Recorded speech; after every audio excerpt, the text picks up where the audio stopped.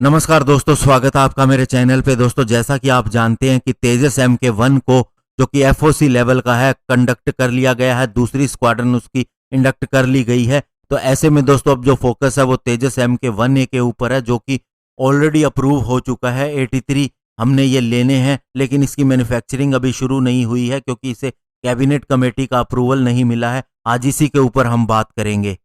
तो Hindustan aeronautical limited अभी wait कर रही है कैबिनेट कमेटी के अप्रूवल का, ताकि वह तेजस MK1A को मैन्युफैक्चर करना शुरू कर दे, जो कि तेजस MK1 से इम्प्रूव्ड वर्जन होगा और इंडियन एयरफोर्स को मिलेगा।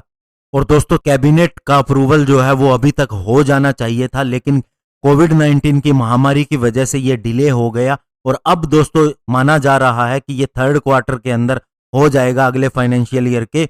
और दोस्तों ये भी है, ये बात HAL के चेयरमैन और मैनेजिंग डायरेक्टर आर माधवन ने पत्रकारों को कही जब वे सुलूर एयरबेस पे प्रेजेंट थे, उस समय जब तेजस MK1 FOC लेवल स्टैंडर्ड के को कंडक्ट किया जा रहा था इंडियन एयरफोर्स के लिए। और HAL को दोस्तों अगर इनका अप्रूवल मिल जाता है तो ये 83 फाइटर एयरक्राफ्ट इंडियन एयरफोर्स को सप्लाई किए जाएंगे और ये माना जा रहा है कि दोस्तों 2023 से इनकी डिलीवरी शुरू हो जाएगी, जैसा कि समय रखा गया है कि अप्रूवल के बाद 36 महीने के अंदर अंदर इसकी सप्लाई जो है वो शुरू हो जाएगी। इसके अलावा उन्होंने बताया कि MK2 वर्जन का भी अभी डिजाइन स्टेज के अंदर है फाइटर जेट, और ये बहुत ज्यादा एडवांस होगा प्रीवियस वेरिएंट से।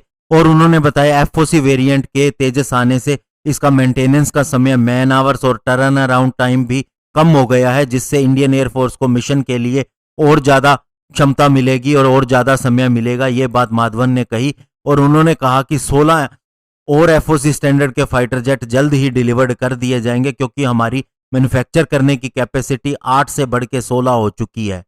इसके अलावा उनसे पूछा गया क्या इसकी एक और असेंबली लाइन कोयम्बटूर में लगाने का प्लान है या नहीं, तो उन्होंने कहा कि कोयम्बटूर वैसे ही एक मैन्युफैक्चरिंग हब है और 2000 से ज्यादा वेंडर यहां से आते हैं, इसलिए ऐसा कोई प्लान नहीं है कि तेजस को मैन्युफैक्चर करने की लाइन यहां पर लगानी है। और इसके अलावा दोस्तों एक्सपोर्ट को लेके भी उनसे क्वेश्चन पूछा गया, तो उन्होंने कहा कि हम बहुत ज्यादा उत्साहित होंगे अगर ये दूसरी कंट्रीज को भी सप्लाई किया जाता है।